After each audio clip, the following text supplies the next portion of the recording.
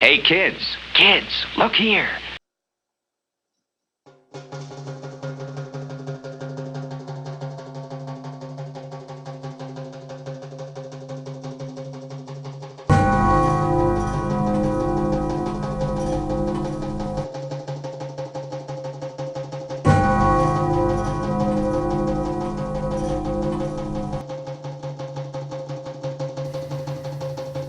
Hello, welcome to the Ascent of Mount Carmel YouTube channel.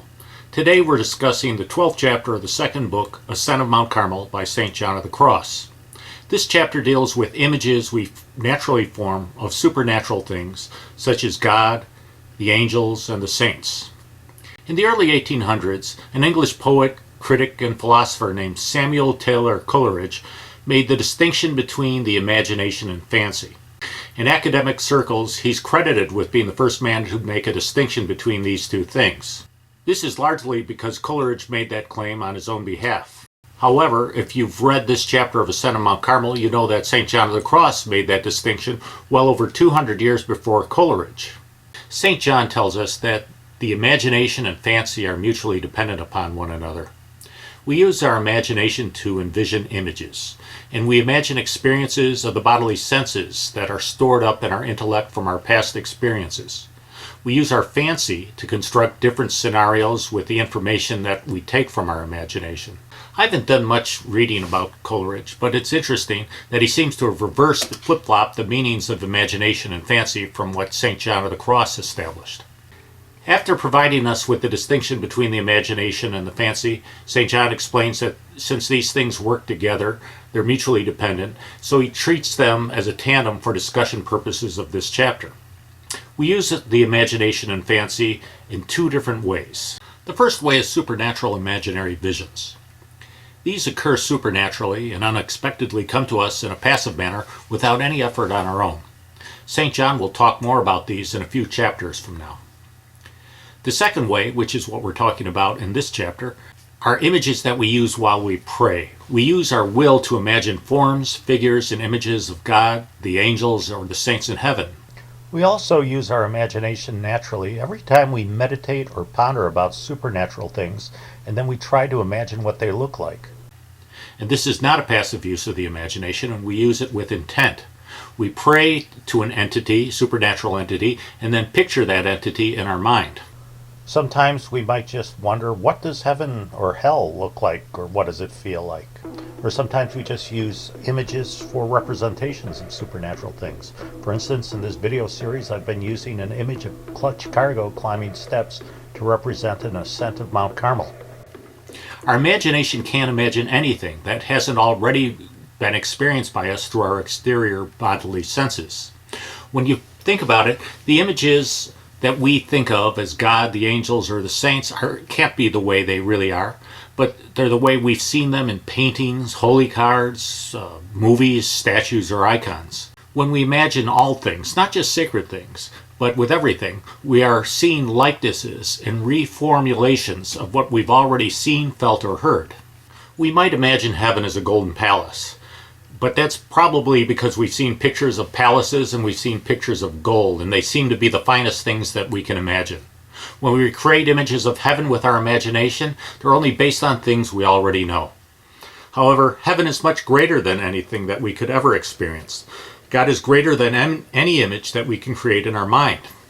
Since no created things can bear a proportion to the being of God, it follows that nothing that we can imagine can serve as approximate means to union with Him. We must not suppose the divinity to be like unto gold or silver or stone, the graving of art and device of man. St. John reinforces that using the imagination is a necessary and actually a good thing for beginners so that they can gradually feed their souls and grow in faith. The imagination is not an impediment to beginners in any way, and it's a necessary early step. Not that there's anything wrong with it. With the use of imagination and meditations, our faith will initially grow in this state, but then we will need to pass through it to reach our next goal, the next level. We will come to a point where if we wish to continue to make progress, we need to learn to void ourselves of all the imaginary apprehensions of sacred things. And this is because the imagination and fancy isn't an approximate means to divine union. The first book involved the purgation of the senses, the first book of the Ascent of Mount Carmel. And this purging ourselves of imaginary apprehensions of bodily senses is a logical extension of that, because we are imagining things created through the senses. And here, our goal is still to remain in darkness. To do this is not an easy thing, and we probably just can't flip a switch and make this change. And it will probably be a gradual process for most of us. Also, there may be some times during this process where we may allow ourselves to make some exceptions, and St. John is going to discuss these more in the 15th chapter.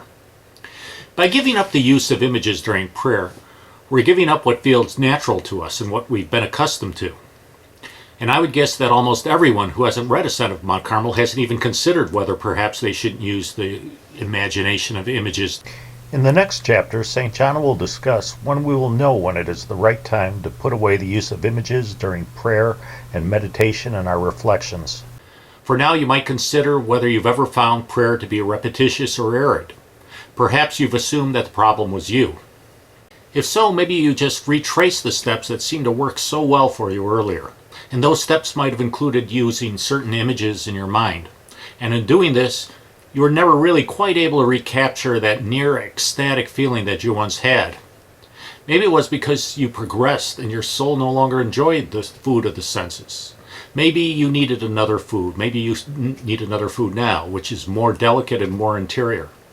The soul may prefer the inner peace of the dark night, waiting attentively for God rather than being paced through mental and spiritual calisthenics.